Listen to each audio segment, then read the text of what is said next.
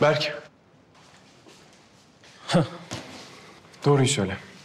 Neden fikrini değiştirdin? Ya söyledim ya, yapmak istemiyorum. Yani zahmete değmez. Ben ameliyat sadece pil değiştirmekten ibaret olacak zannediyordum. Sonra iş büyüdü, karıştı. Peki ekibe tekrar katılmak ister misin? Nasıl olacakmış o? Kendi bölümümü 30 dakikadan 20 dakikaya indirmem gerekiyor. Ama tek başıma sadece 5 dakika indirebiliyorum. Eğer birlikte çalışırsak bunu başarabiliriz. Ben pilleri değiştiririm. Sen de kontrol cihazını. Ne dersin? Ne yani, sen şu an benden iyilik mi istiyorsun? Evet. Neden? Dedim ya, ameliyatın süresini indirmem lazım. Bak, bu ameliyat hepimiz için çok önemli. Sadece şimdi için değil. İleride de kariyerine çok olumlu etki edecektir. Birlikte başarabiliriz. Ünlü bir cerrah olma hayallerinden vazgeçmedin, değil mi? Yani erteledin diyelim. Ama bu iyi bir teklife benziyor. Tamam. O zaman anlaştık. Bir şartla. Ben pilleri değiştireceğim, sen kontrol cihazını. Tamam, anlaştık. Anlaştık. Bu arada Hakan Hoca'nın bundan haberi var değil mi? Yok ama konuşacağım şimdi. Bence konuşmasan daha iyi. Neden? Boş ver. Ama yine de sağ ol.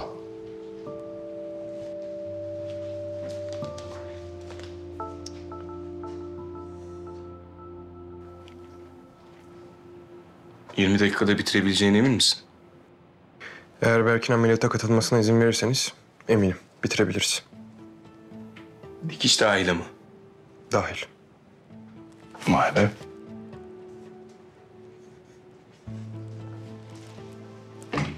Ömer. Eğer Berk bir sorun çıkarırsa sorumlusu sensin. Tamam. Kavga ederseniz gene sorumlusu sensin. Tamam. Berk'le ilgili herhangi bir sorun istemiyorum. Ona niye güveniyorsun ya seni yarı yolda bırakırsa? Ameliyata benim için değil. Kendi için katılacak. O zaman Berk de ekipte.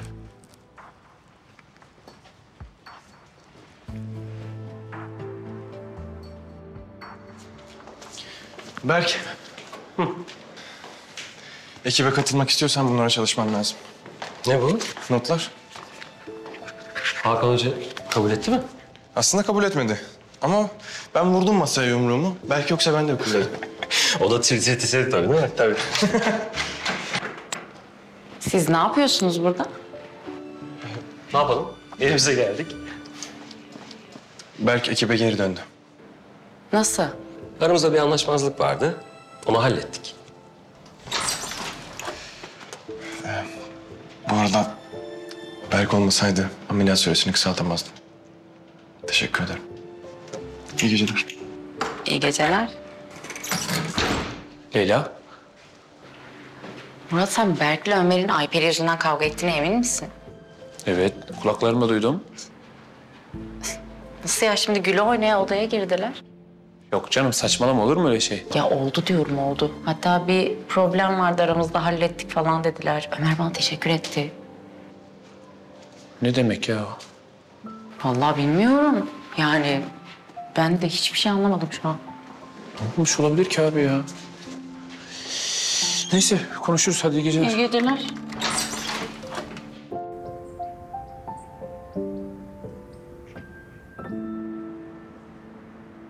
Yani işte o lojmana giderken bakarız yolun üzerinden. İyi, tamam, olur. Oo sevgili Uluçınar ailesi, keyifler nasıl? İyi, ne olsun İhsan Bey, işte yaşıyoruz. Aşk olsun Leyla hocam, öyle cevap olur mu yahu? Soruyorum şimdi size, bir tedavide birincil faktör nedir? Berk hocam? İlaç olabilir mi acaba? Evet, ilaç olabilir ama daha da önemlisi moraldir hocam, moral. Üstelik sadece hastaların morali değil, bütün olarak moral. Yani doktorlarımızın, ekibimizin morali de çok önemli burada. Ne anlatıyorsunuz sen acaba ya? Bir dakika, Mine hemşire, Ne? gitmeyin lütfen, rica edeceğim, gitmeyin. Yahu, diyorum ki ben sizi bu akşam bir yemeğe çıkarayım. Bak, içecekler dahil her şey İhsan Bozkır'dan ha. Ne dersiniz? Sen Bozkır içecekler Vallahi dahil. bak ya şu ameliyattan önce, ameliyat gününden önce şöyle bir güzel bir gece yemek Yemeği yiyelim ya. çıkaracağız. Vay İhsan'cığım. Sonunda müdürlük yapacağım diyorsun yani. Tabii ki. Hadi Ayıpsınız bakalım. Turgut Hocam, ayıpsınız. Yarın büyük ameliyat var. Geç kalamayız. Tamam hiç merak etmeyin, yemeğimizi yer oradan dağılırız. Bir yer biliyorum inanılmaz güzel. Yani şöyle söyleyeyim, TV gurmelerinden 10 numara 5 yıldız puanı var yahu. Yıldızlı, gurmeli falan. Buralarda var mı öyle yerler ya? Onurcuğum İhsan Bozkır'a güven. Gittiğimiz zaman nasıl gurmelik olduğunu görürsün. Benim verilmiş bir sözüm var. O yüzden izninizle size afiyet olsun. Tabii Berk Hocam. Başka zaman inşallah hocam. Tamam biz kapıda bekliyoruz. Çabuk gelin ha. Tamam Mine hemşire. Tamam, Bekletmeyin ha, hiç çabuk. merak etme. Tamam. Onur, sabah nöbetine sen geliyorsun zaten değil mi? Hocam. Ben öğleden sonra zaten yetişirim şeylere. Hazırlaşın. İhsan Bey. Leyla çıktı mı? Aşkınıza sahip çıkmazsanız aşkınız tıpkı bir kumru misali avucunuzdan pırr uçup gider hocam. İhsan Bey o ne demek ya? Ben notları verecektim Leyla'ya. Onun için sordum. Tabii renk vermemeniz çok güzel. Ama çok nazlı da yani İhsan Bozkır'a takım elbise kaybettirir diyorum. Yani, İhsan Bey o ne demek? Neyse buyurun biz gidelim hocam. Buyurun.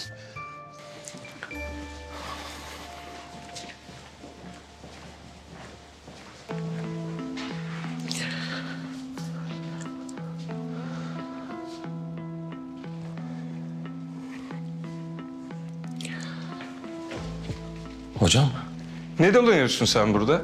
İki ileri bir geri. ben aslında sizinle konuşmak istiyordum. Konuş. Yarınki ameliyat için. Evet. Bunu babam için değil, ya hatta kendim için de değil. Tamamen ameliyat süresini kısaltmak amaçlı. Yani Ömer rica etti. Tamamen onunla ilgili. Yani yanlış anlamanızı istemem. 20 dakikada becerebilecek misiniz? Evet, Okey o zaman. güvendiğiniz için teşekkür ederim. Güvendiğimi söylemedim. Ben sana güvenmiyorum. Sana güvenen Ömer. O yüzden onun yüzünü kara çıkarma. Anlaşıldı. Ha bu arada... Onur'la aranızda galiba bazı mevzular olmuş. Madem bu ameliyata gireceksin, bu mevzuların unutulması gerekiyor.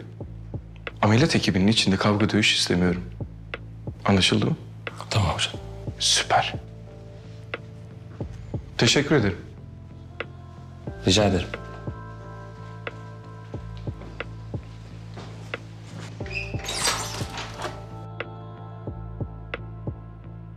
Vallahi İhsan Bey gerçekten gurme bir yermiş yani. Ağzım açık kaldı ne yalan söyleyeyim. Onurcuğum bak, şuranın dürümünden bir yiyin. Muhteşem dürüm yapıyor yahu. Bir de bir şey söyleyeyim mi? Bak, Akdeniz kekikleriyle beslenmiş hayvanların saatlerce marine edilmiş etlerinden yapıyorlar ya. Bir ısırık alın, yemin ediyorum aklınız uçacak ya. Akdeniz kekiği mi dedin sen? Evet. Marketten gelmiş tavuk gibi duruyor İhsan. Tavuk dürümcü bu, emin misin? Yani İhsan Bey en azından böyle daha doğru düzgün oturacak bir yeri olsaydı. Hani biz yorgunuz ya zaten. Leyla hocam, Mine hemşire. Şimdi son zamanlarda böyle salaşlık, mütevazılık trendi. Trendi. Cümle içinde tren de kullandık. Evet. Ne oldu? Ama ben biliyordum. Bütün hesapları ben ödeyeceğim dediğinde bir bit yeniği olduğu belliydi. Ya anladım Turgut hocam da sonuçta biz de Uluçınar Hastanesi çalışanı olarak yani bütçemiz belli hocam yahu. Yani maddiyatımıza göre bir yere geldik yani. Bülent Hoca'nın kartını aşındırmaktan vazgeçtim diyorsunuz yani. Ah Ömer hocam gold karttı bir de be. Yemin ediyorum gold karttı be. Güzel. Çok iyiydi ya. Acıdık da bitirmedik kartını. Teşekkür ederim. Afiyetler olsun. Al başla sen. Hah geldi mi? Tamam. Eline Teşekkürler. sağlık ustam. Sağ olasın. Gel. Vay. Tabii. Oh afiyet olsun. Herkes aldı mı? Getir bakalım. Ha. Bakalım. Ha. Hadi buyurun bir yiyin bakalım. İyiymiş İyi İhsan ya. tabii ki. Güvenin dedim bana ya. Güvenin Onurcuğum nasıl? Olmaz mı ya? ha. Tamam. Takım elbise ameliyattan önce yetişsin diye uğraşıyorsun ama olmuyor işte İhsan. Olmuyor. O zaman ya arkadaş taktik maktik yok. Ben bam dalıyorum. Ya yapma Giriyorum şimdi. Ya. Bir dakika İhsan. Turgut hocam bir dakika dur. Allah Allah. Ya gençler, Leyla hocam, Ömer hocam. Ya bütün hastane olarak biz sizin birbirinizden hoşlandığınızı biliyoruz. Hayda. Evet öyle. Ya artık şunun adını bir koyalım ya öyle değil mi? Öyle değil mi Leyla hocam Allah aşkına ya? Değil, öyle değil. Leyla.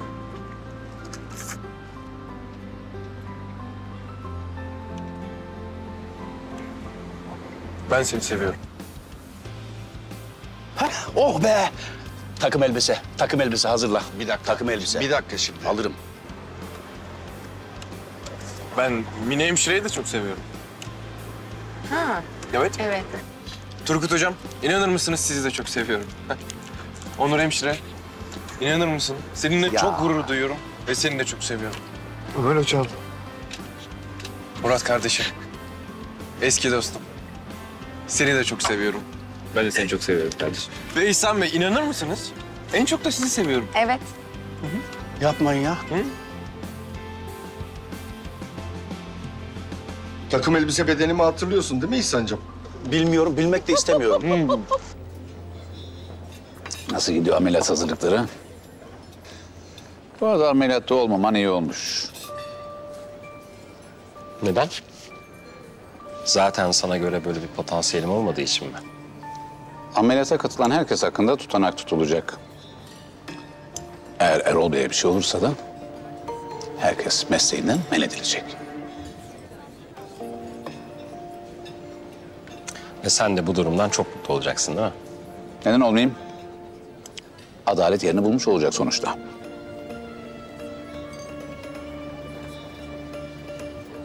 Bence de.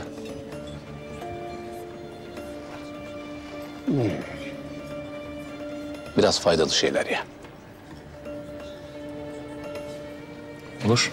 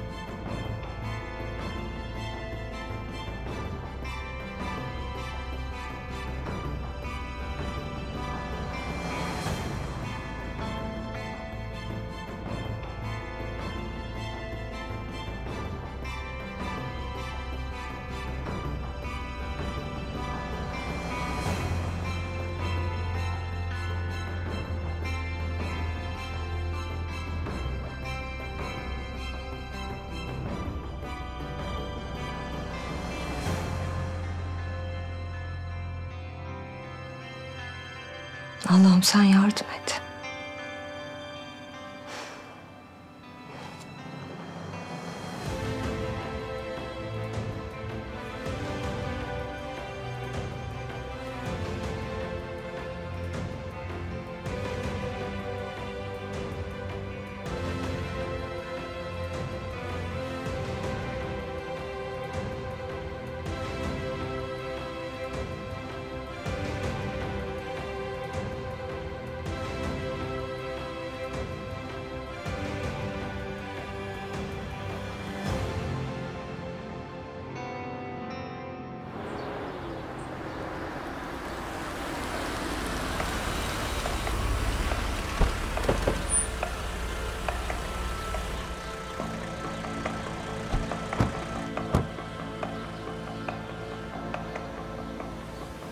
Merhabalar efendim, hoş geldiniz.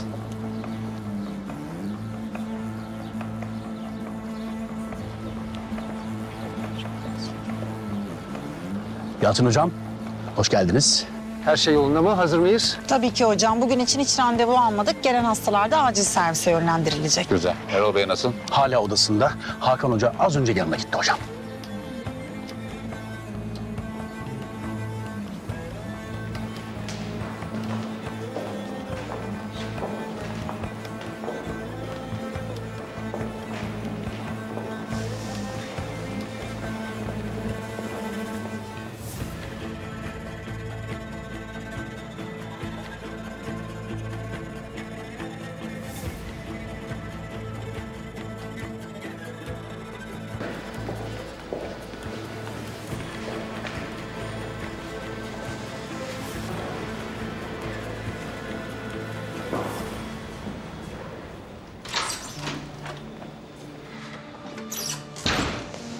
Merhabalar Erol Bey. Bugün nasılsınız? Nasılım bilmiyorum. Tam anlamıyla bıçak altına yatacakmışım gibi hissediyorum. Yok. Hiç öyle hissetmeyin. Hiç gergin olmayın. Gerek yok. Bakalım göreceğiz. Ya da göremeyeceğiz. Erol Bey, nasılsınız? İyiyim. Daha iyi olacağım. Olacaksınız tabii ki. Sizi ameliyattan sonra da sağlıklı bir şekilde görmeyi diliyorum. Evet. Ben de öyle diliyorum. Evet. Leyla hocam artık Erol Bey'i ameliyata alalım. Tamam hocam tabii. Erol Bey ben de sizle geliyorum. Kızım, bana çok iyi baktın. Sağ ol. Hakikaten de işinin erbabıymış. Öyledir. Gidelim mi? Sen ne dersen o. Bektaş! Geldim hocam. Ameliyathaneye alıyoruz. Tamam. İyi olacaksınız.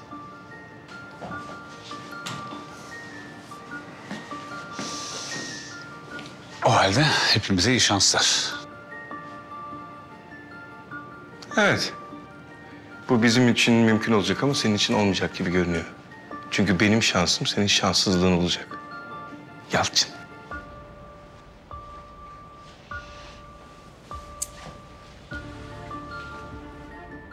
Bugün uzun bir gün olacak. Yokluğunda yetki sende Berna'cığım. Anlaşılmıştır. Siz hiç merak etmeyin şefim. Şimdi bugün hastanemizin bütün cerrahları Erol Bey'in ameliyatında olacak. Bir yerden sonra Berk ve Ömer Hoca da bize katılacak. Peki acilde bir terslik olursa hocam? Zaten pil değişimi operasyonundan sonra onlar çıkacaklar. O zamana kadar buralar size emanet. Tamam hocam. Murat Hocam, acil tamamen sende. Ben buradaki endişelenmenize gerek yok hocam. Bugün acilin koruyucusu benim ve farkındaysanız bir sürü de meleğim var. Oh şahane, Murat ve melekleri. Tamam. Erol Bey'i ameliyata alıyorlarmış. Biz de geç kalmayalım Mine. Gözüm arkada kalmasın kızlar. Kolay gelsin. Hadi bakalım, hepimize kolay gelsin. Kolay gelsin. Kolay gelsin. Ay strese girdim. Tamam sakin ol ya. Sabahın köründe böyle bir acil vaka gelmez diyecektim. Burada büyük konuşmayacaksın. Bana da ilk gün böyle olmuştu. Çevir başını. Tamam. Hastayı şöyle Her zaman önceliği genç doktorlara veririm. Onlara fırsat verilmeli ki önleri açılsın. Değil mi? Tamam. Beyefendi neyiniz var? Midemde yama var, çok şiddetli. Ne zamandır? Aslında birkaç ay oldu. Son Tamam. zamanlarda iyice şiddeti arttı. Kusma ve ishal var mı? Kusma yok. Tamam. Bir midenizi kontrol edeceğim. Karnınızı müsaade edin.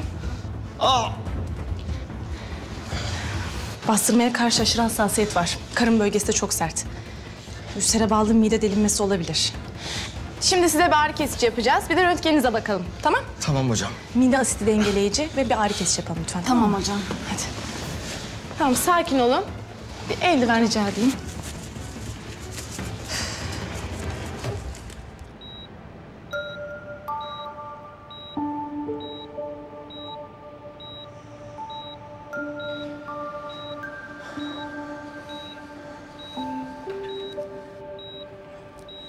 Erol Beyciğim, şimdi size anestezi uygulayacağız.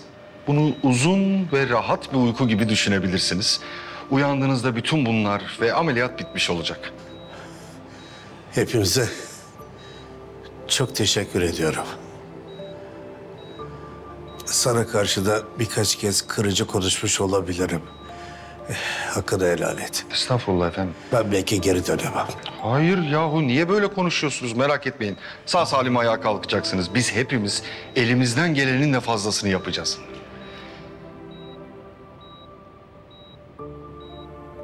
Evet, hazırsak 140 miligram propofol, 40 miligram da rokronyum yapalım. Hemen hocam.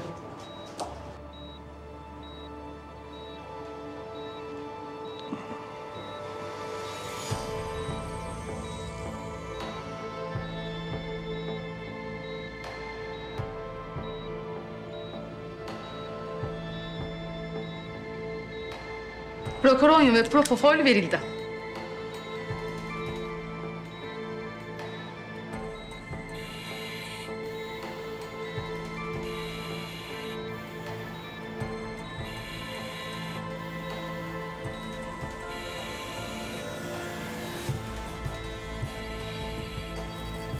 Entübe edelim. Hemen hocam.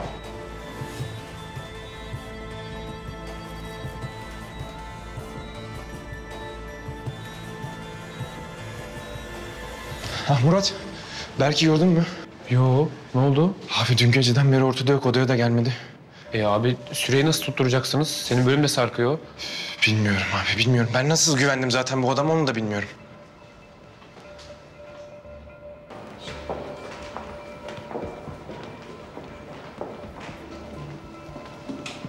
Oturun lütfen.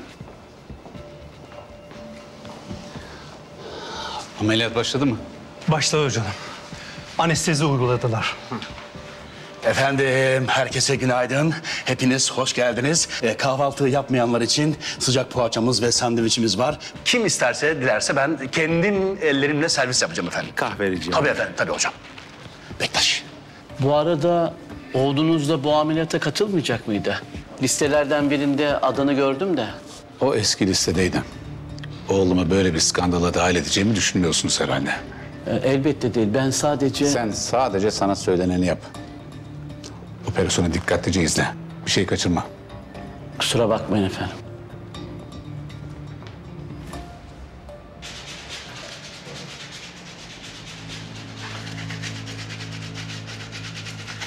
Ömer, Berk nerede?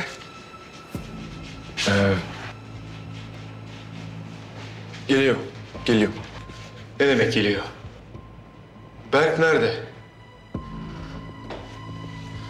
Kusura bakmayın hocam. Hemen hazırlanıyorum. Kanülasyon için kesik açarak başlayacağız. Kalp akciğer makinesi çalışacak. Ve tüm bu saydıklarım için sadece 2 saatimiz var. Ben çağırana kadar burada bekleyeceksiniz. Ben çağırdıktan sonra içeri gireceksiniz. Okey?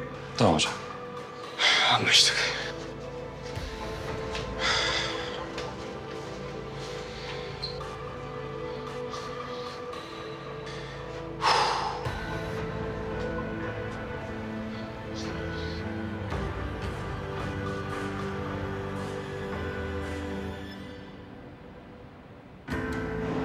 Kemal değil mi? Evet, ta kendisi. 15 yılını görmüyor. Evet, Demek o. ki burada çalışıyor. Evet, evet.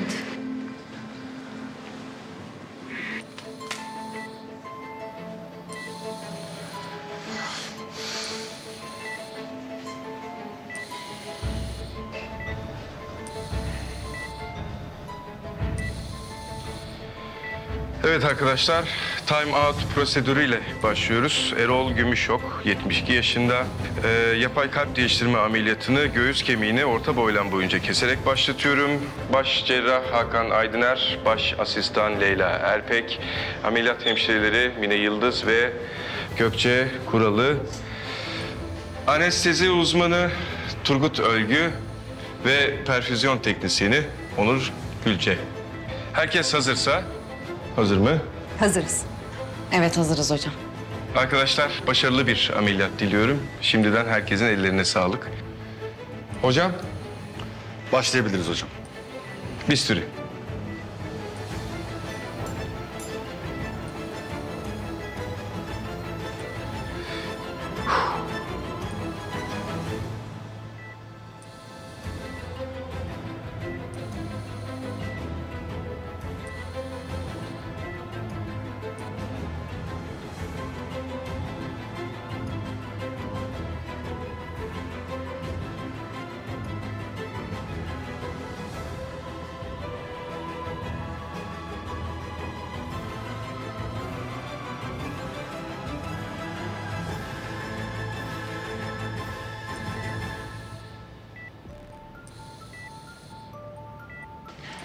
Tel portaküsü.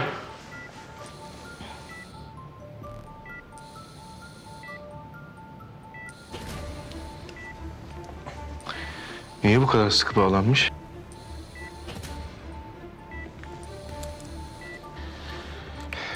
Tel keskisi.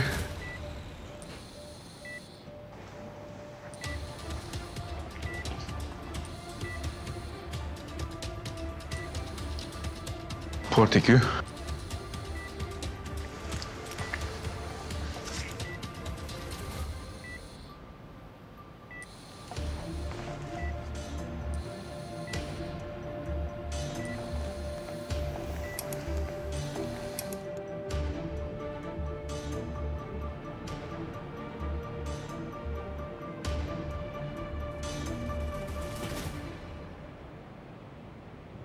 Testere.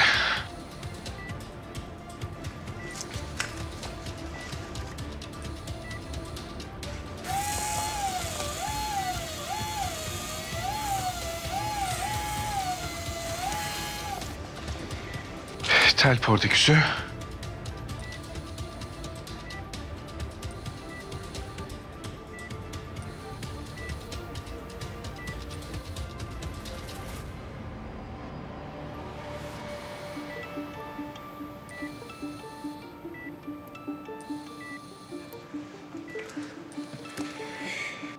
Açalım. Sternum ekartör.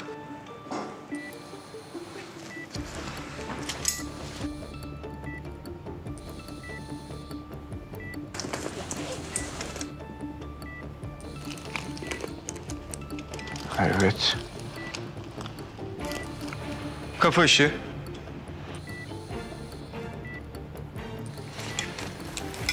Tak sen. Ayarla, odakla. Böyle iyi mi hocam? Güzel.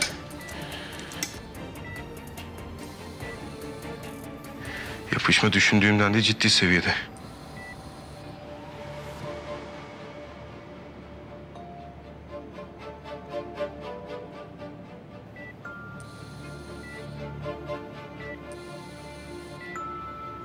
Altı saat. Ameliyat 6 saatte bitirmeliyiz.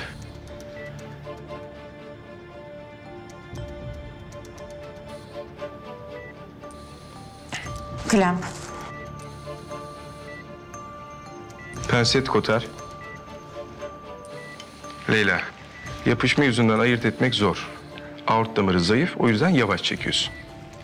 Tamam hocam. Evet, başla. Yavaş. Yavaş çek.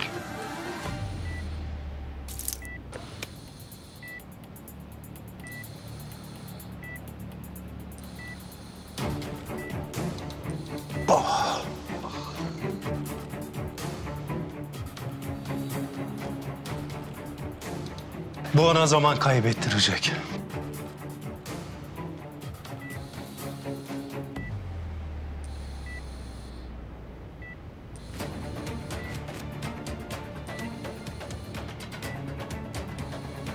Leyla, Leyla.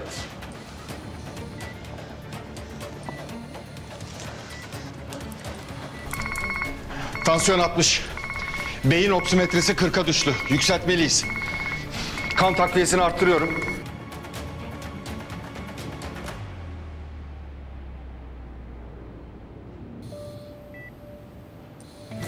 Yani hastaya göğüsten başlayarak yukarıdan aşağı doğru bir kesi açacağız. Sonrasında da yapay bir tüple kalbe ulaşıp dokuyu sıyırırken tek bir atar damara bile dokunmamamız gerekiyor ki o durumda bile zaten zar zor yetişiyor.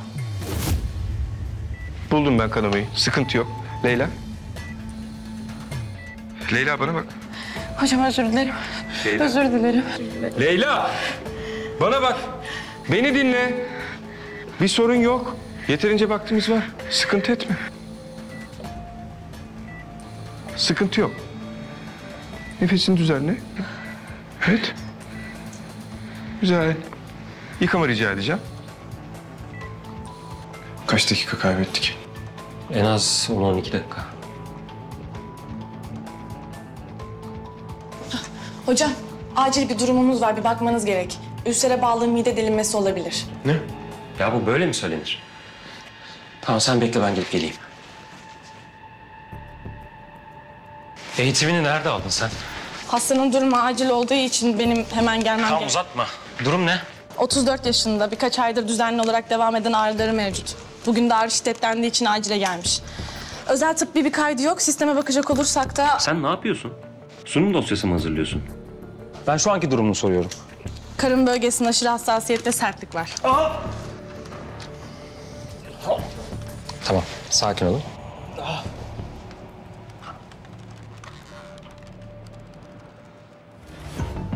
Tamam.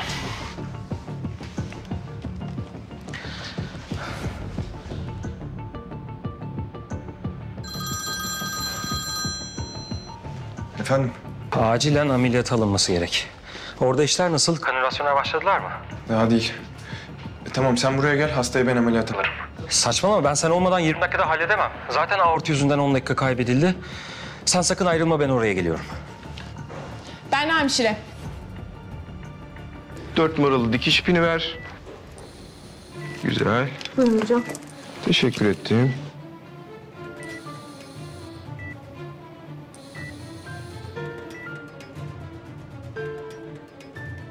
Hala tekniği harika.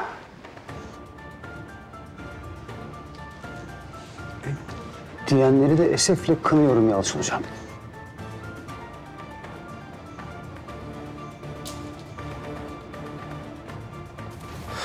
Ülsere bağlı mide delinmesi ama bekleyecek. O kadar zamanı var mı? Bekleyecek. Burada hala yapışan damarlara ayırıyorlar. Kalp akciğer cihazını bağlayana kadar 1 saat 20 dakikamız var. Biz bu ameliyatı 1 saatte yapabiliriz. Biz? Evet. İyi de buradan ayrılamayız. Hakan Hoca içeri gelene kadar burada bekleyeceksiniz dedi. Tamam da adam ölmüyor mu terk edelim? Bir tercih yapmamız lazım. Yani nasıl tercih yapabiliriz ki şu anda? Erol Bey'i kendi hastanesinde bekleyenler arasında 2. sıraya mı atalım? Etik ve doğru olan bu. Öncelik mi, aciliyet mi? İkisi de. Yani yapmam mı diyorsun ameliyatı? Asla. Yapmam demedim. Laparoskopik mi, açık mı? Eğer midedeki deliği bulabilirsek laparoskopi daha hızlı olur. Ne bulamazsak? O zaman karnı açmamız gerekecek. Yani riske atacak vaktimiz yok. Tamam. Ben kesiyi açarım. Tamam be, tamam.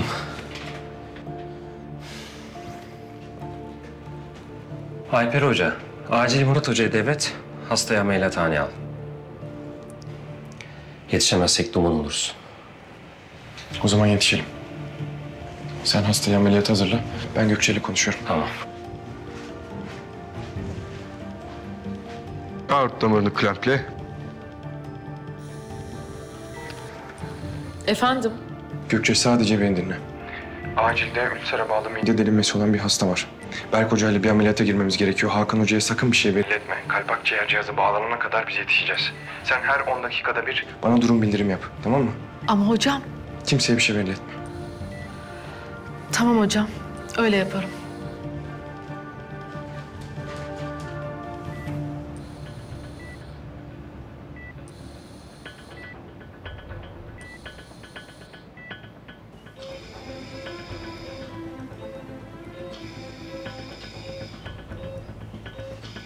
Başlayabilir miyiz? Evet hocam. Bisturi.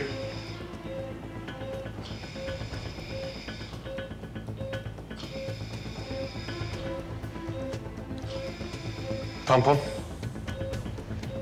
Koter.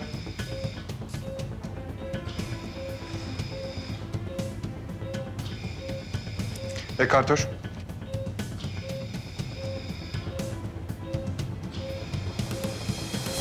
Yıkama.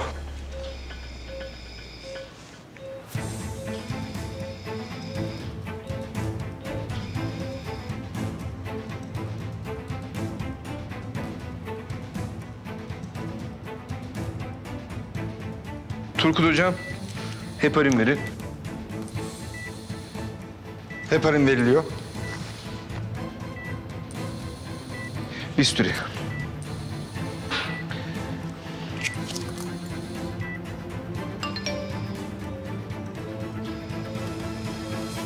Hocam kanülasyona başladılar. Artık sadece 45 dakikamız kaldı. Görüyor musun? Sanırım delik midenin küçük eğri çevresinde. Koter.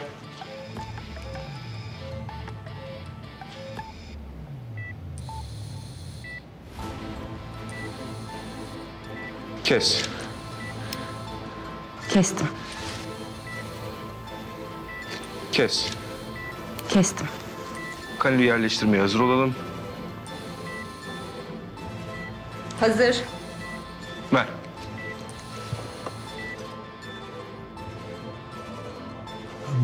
Bu çok garip. Nedir garip olan? Uzun zamandır bu kadar iyi bir teknik izlemedim hocam. Gerçekten izlemedim. Ya Hakan Hoca işte. Şov yapmayı çok sever.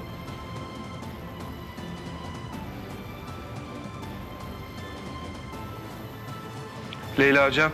Krem. Krem. 4-0 Prolen.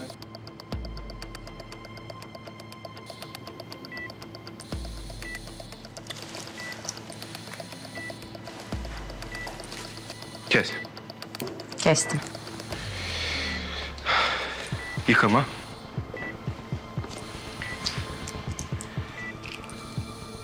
Aspirasyon.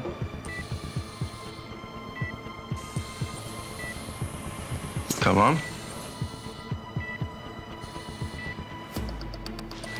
Güzel. Aspirasyon attı. Tamam.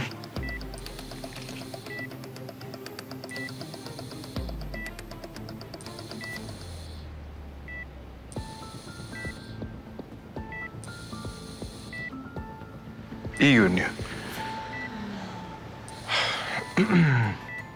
Şimdi inferior vena cavanın kanülasyonunu yapacağız. Bisturi. Çok hızlısın. O kadar kısa sürede. Müthiş. Hakan Hoca bu, Hakan Hoca. Hastanemizin hazinesi. Altın eller, altın eller. Nasıl gidiyor sence? Standart prosedürü uyuyor.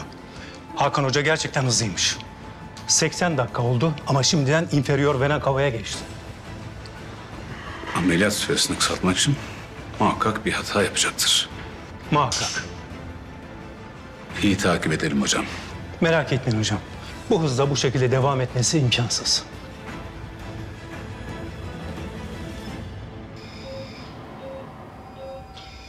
Midede delinen yeri buldum. Dikiş seti. Makas.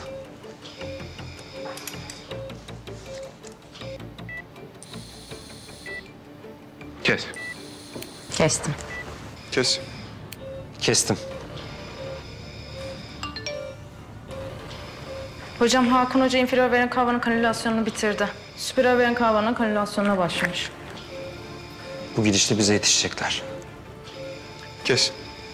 Kestim. Kes. Kestim.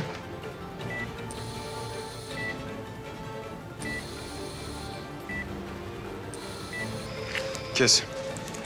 Kestim. Tamam. Hepsi bitti. Evet. 15 dakikada kapatabiliriz. Yıkama.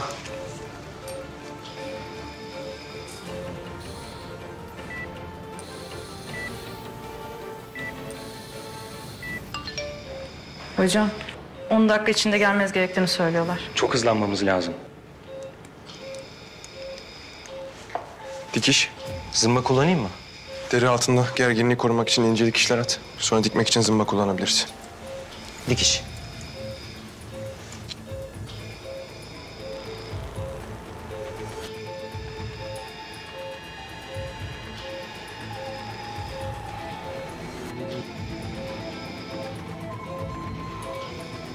Kes.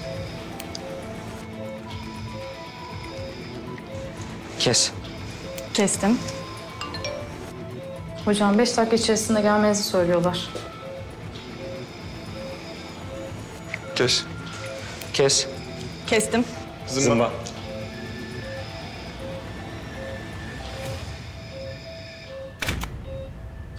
Kalp akciğer makinesi hazır mı? Hazır hocam. Harika. Bağlantıyı getirin.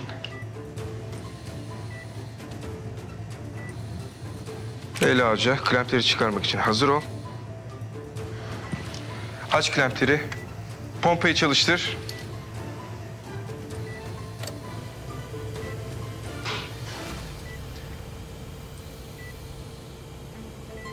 Şimdi aort klempini çek.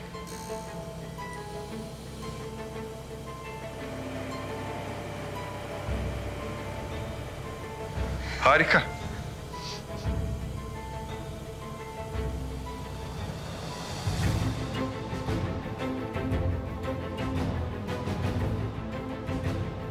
Güzel, ellerinize sağlık ama işimiz hala bitmedi. Ekibi içeri alalım. Hemen hocam.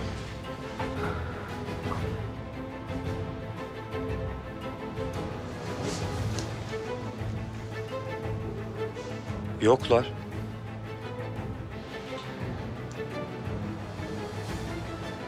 Nerede Ömerler? Bilmiyorum, yoklar. Ne demek yoklar? Neredeler? Hocam acil bir ameliyat için. Geldiler. Geldik hocam.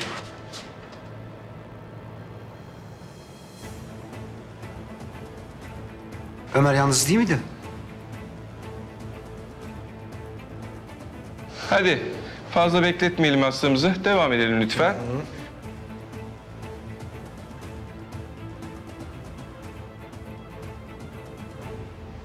Hocam, bu oğlunuz değil mi? Evet. Onun hakkında da tutanak tutmam gerekiyor. Farkındasınız değil mi? Ne gerekiyorsa onu yapın. Ömer Hocam, Berk Hocam hazır mısınız? Hazırız. Evet hocam. Güzel. Yer değiştirelim.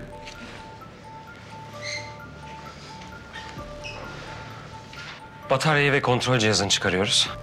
Bisturi.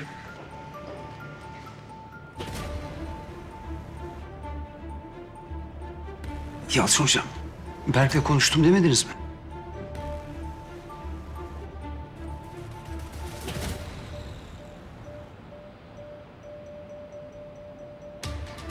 Ekartör. Bir kan daha lütfen.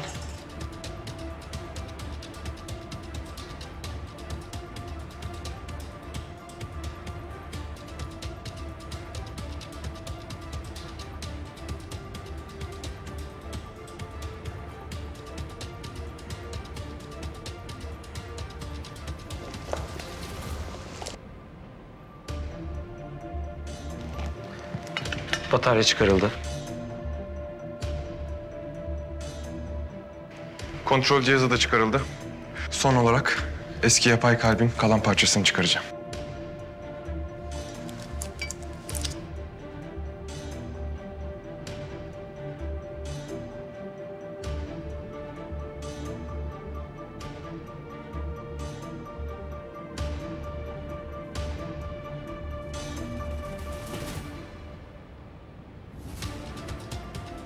Kes. Kestim. Kes. Kestim. Kapama işlemi tamam. Yeni bataryalar yerleştirildi. Bu çok iyi. Çocuklar bu gerçekten çok iyi. Hesapladığımızdan 2 dakika erken bitirdiniz. Güzel. Sağ olsunlar. Beyler teşekkür ederim. Hakikaten ellerinize sağlık. Çok güzel iş çıkardınız. Şimdi sizi yerinize alalım.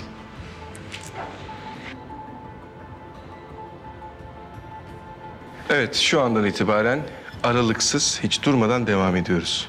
Messen bağım makas.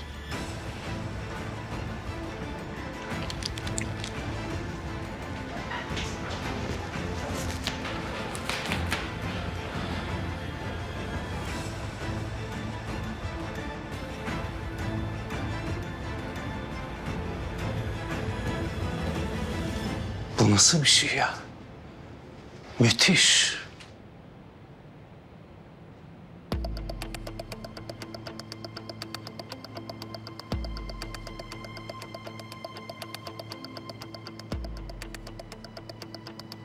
Bağlayıcı ünite.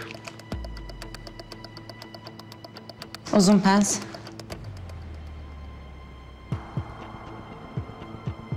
Dört numaralı dikiş ipi, penset. Makas. Yapay kalbi rica edeceğim.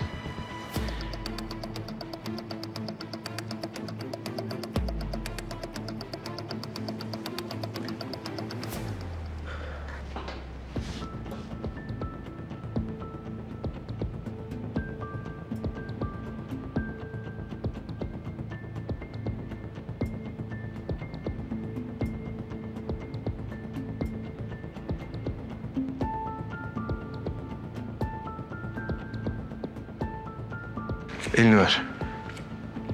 Elini ver.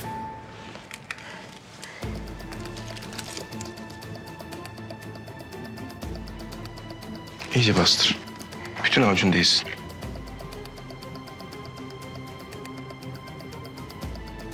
Yapay kalbi çalıştıralım.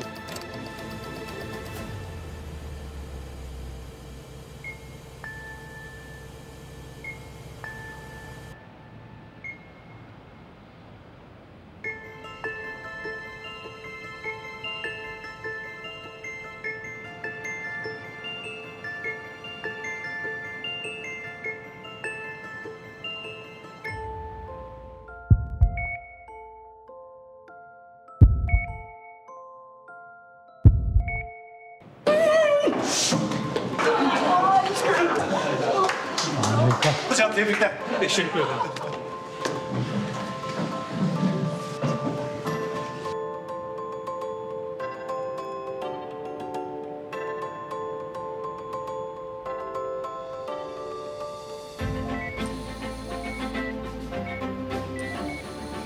Bu değiştirdiğin ilk yapay kalp. Teşekkür ederim hocam. Beni bu operasyona dahil ettiğiniz için.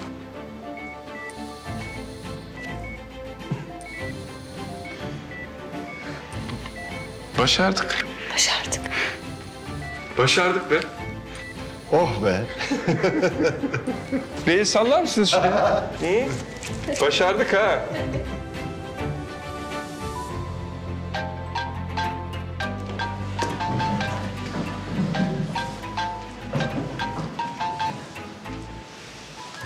İzliyor musun? Evet. Aort patladı. İyileşmesi için beklemek zorundayız. Kaybettin Yalçın. Şu anda Erol Bey'in kalbinin sesini dinliyorum.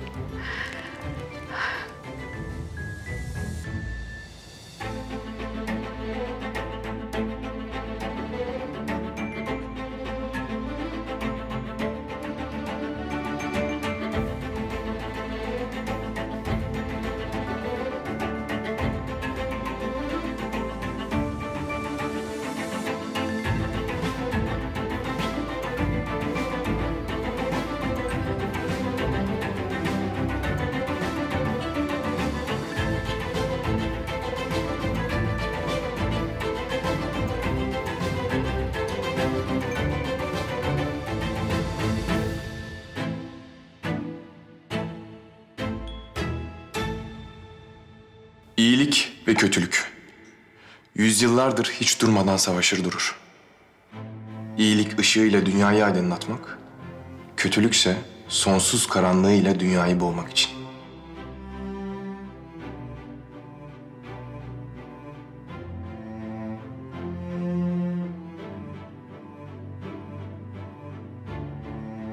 O gün biz orada bir an bile tereddüt etmeden, korkmadan bir mucizeyi gerçekleştirdik. İyiliğin, inancın, güvenmenin ve cesaretin bütün zorlukları aşmak için yeterli olduğunu düşündük. Cesaretimizin bizi kurtaracağına, gerçekleştirdiğimiz bu mucizenin bizi aydınlatacağına inandık.